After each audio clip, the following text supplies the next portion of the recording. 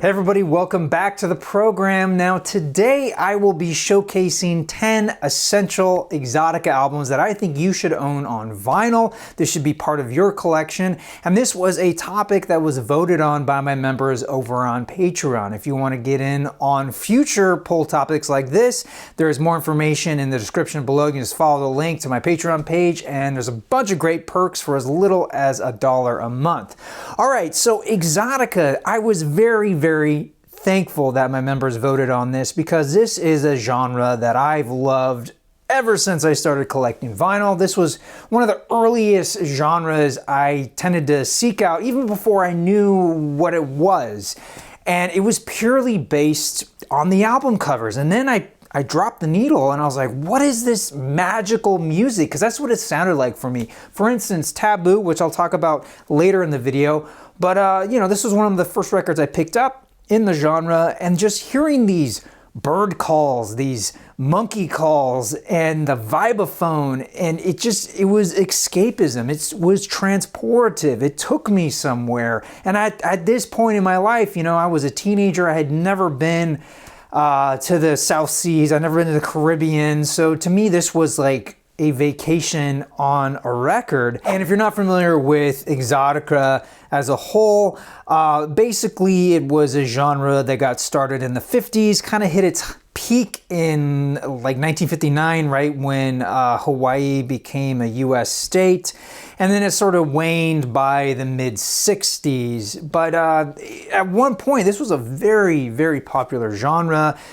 I would consider it part of the easy listening lounge music overall genre, if that makes sense. There's a lot of different records from this time period or genres that sort of fit all together. You could have a really cool DJ set, but Exotica in general tends to have a mishmash of different ideas. There's a little bit of jazz, there's a little bit of easy listening, mute music, orchestral, over the top kind of stuff. There's a lot of Star Trek theme song singer. I don't know what that term is, but that sort of female vocal that's high pitched. It's almost like a theremin in a sense. There's those elements. There's bongos. There's vibraphone, congas, wild animal calls, ocean sounds, even rainstorms.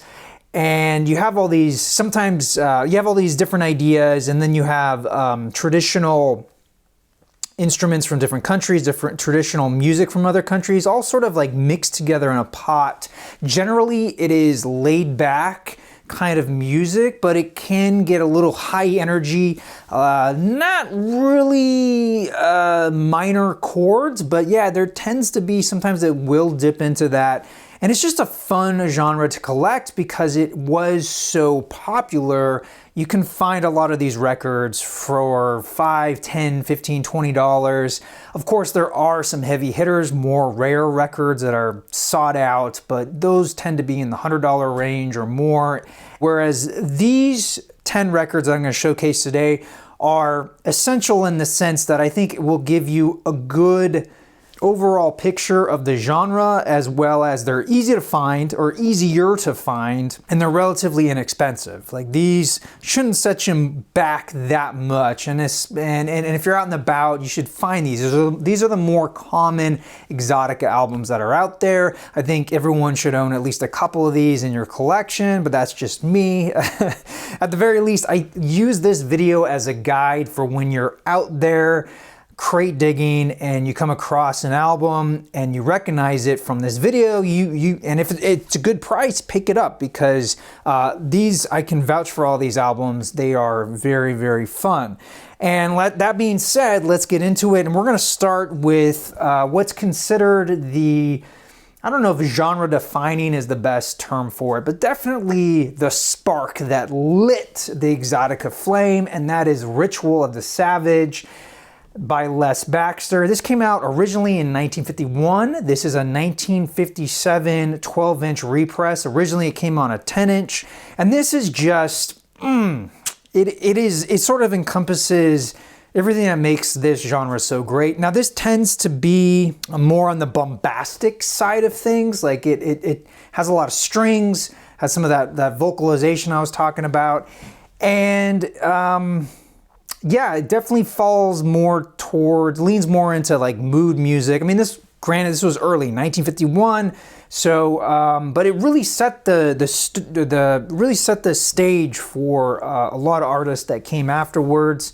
And right here, this really typifies what this music is. Ritual of the Savage is a tone poem of the sound and the struggle of the jungle. The hue and mood of the interior, the tempo and the texture of the bustling seaports and the tropics.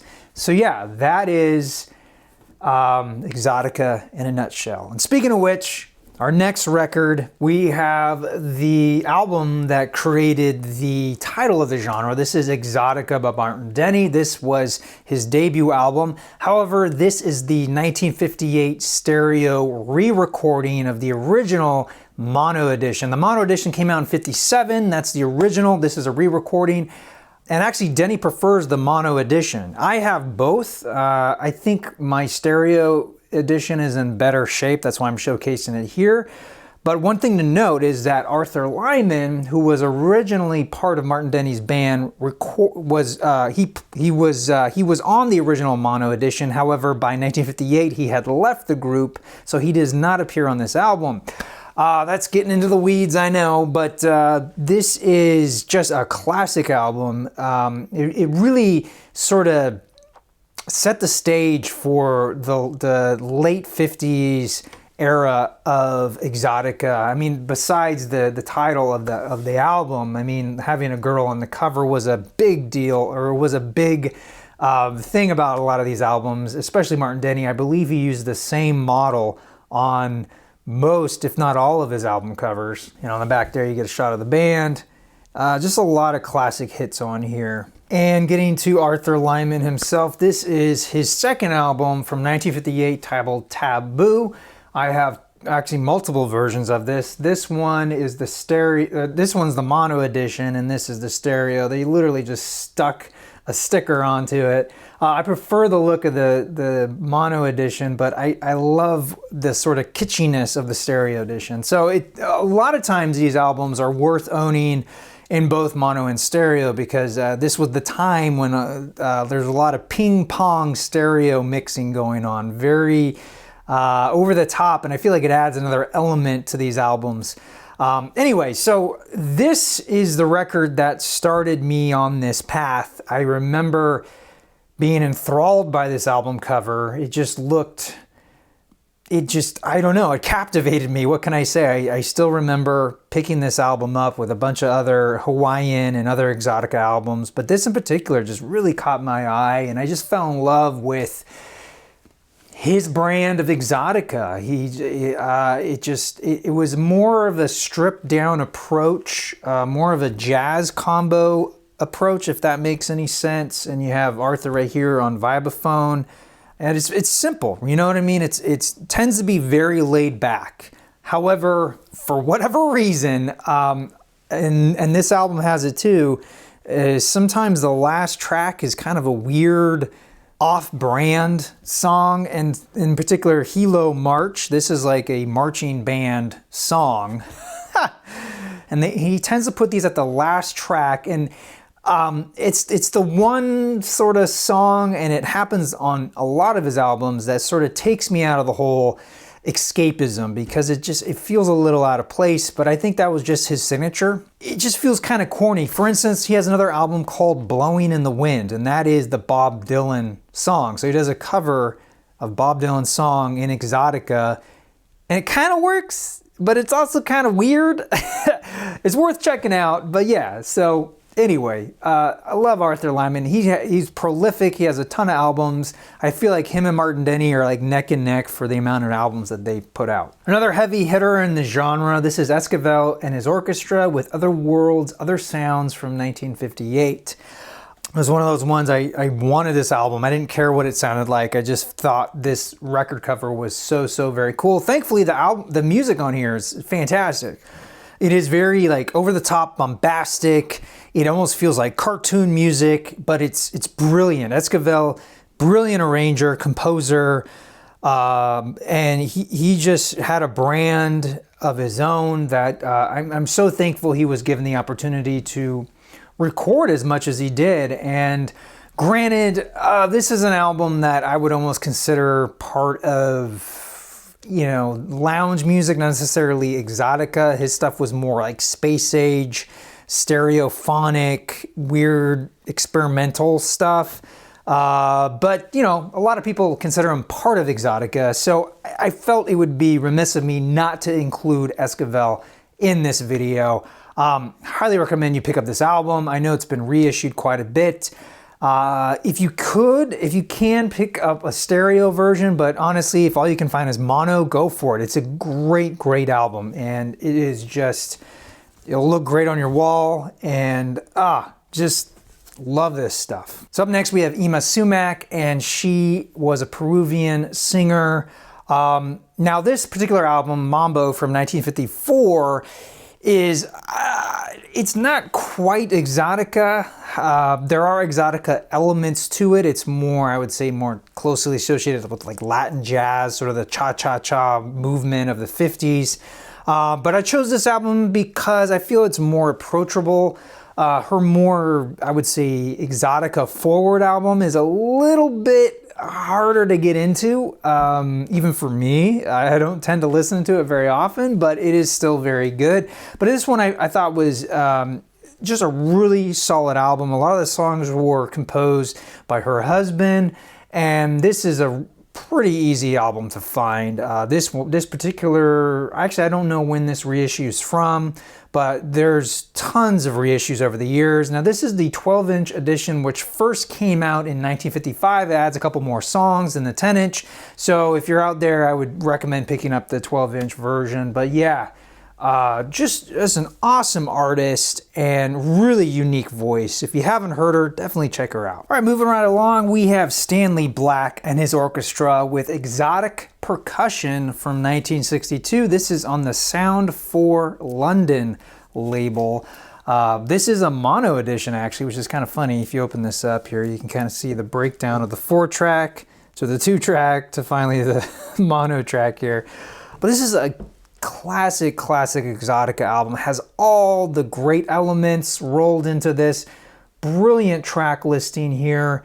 Just beautiful arrangements, and readily available and inexpensive. This is just typifies sort of other artists, other record labels sort of trying to hop onto the Exotica train, you know, and it was just a way to catch that trend. But this is very well done and just a joy to listen to. All right, up next we have The Sounds of Exotic Island by the Surfmen. Now this was originally released in 1960 on the Somerset Stereo Fidelity label, which I always associate with the knockoff label, or sort of the sound-alike, cheaper version of the better thing. But don't be fooled, this is an excellent album. It encompasses everything that I love about Exotica. So you have flute, you have wild animal calls, congas, jungle drums, that sort of a thing, and it feels very much escapism. It is very much the genre. It's incredibly good. Yeah, I really enjoy this record, and I highly encourage you to check it out as well. Up next we have Hawaiian Sunset Volume 2 by Arthur Lyman from 1965. I have both volumes of this. I prefer this one, and actually this could be my favorite Arthur Lyman album. This is his sound, very refined.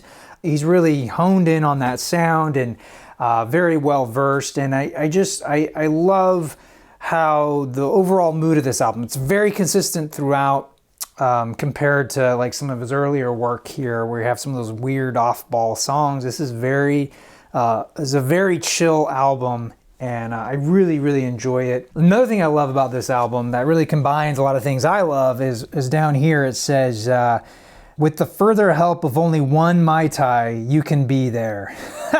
So really that is what it's all about, man. Having a nice cocktail or faux cocktail, putting the record on, closing your eyes, dimming the lights, and you're back there in the tropics, in this case in Hawaii.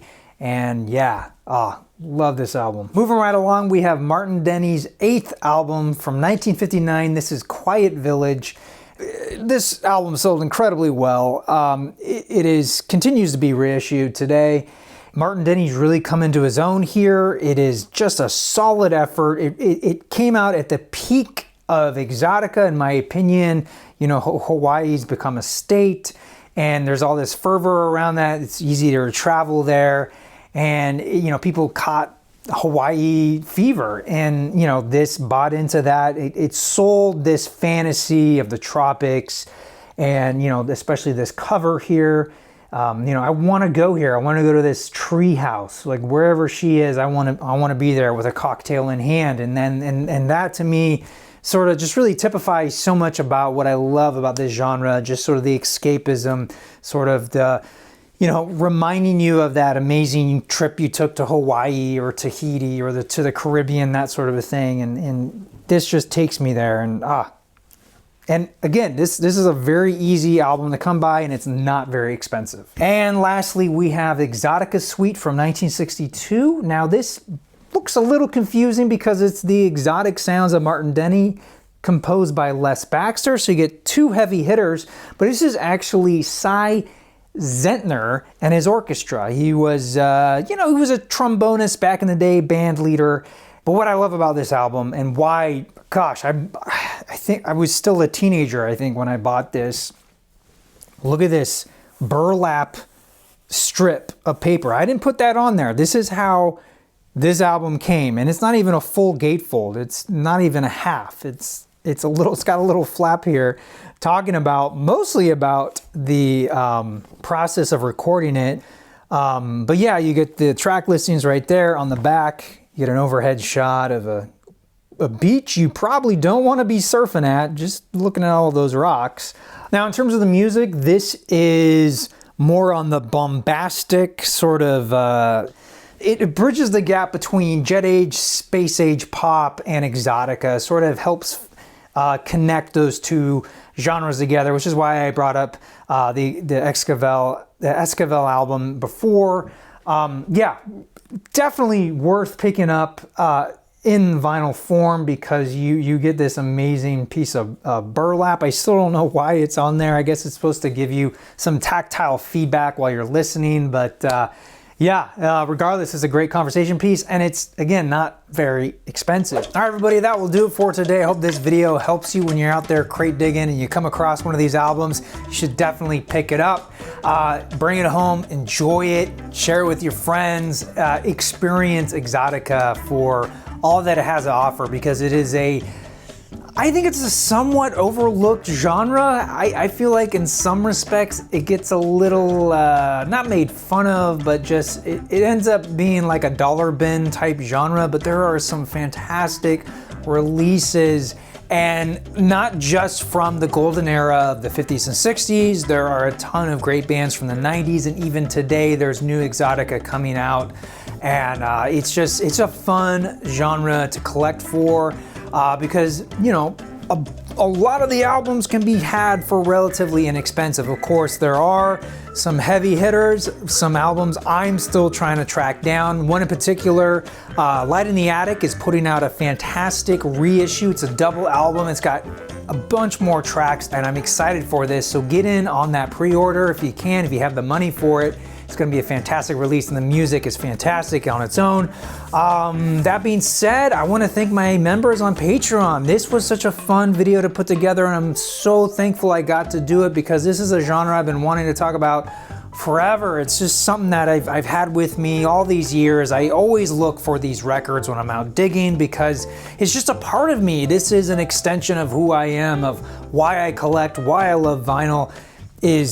So much of it has to do with this genre in particular, and I don't often get a chance to talk about some of these artists in detail. I just love the fact that I got a chance to sort of spotlight a lot of the artists that make this genre so fantastic. And thank you all for watching, for clicking. I really, really appreciate all the support over the years. Hopefully I'll be able to do another one of these videos kind of tackling the more higher end, more of the what I consider the best of the best. Maybe a 10 best, top 10 Exotica albums. We'll see. Until then, thank you all again so much for watching. I'm your Vinyl Geek, and I'll catch you on the flip side.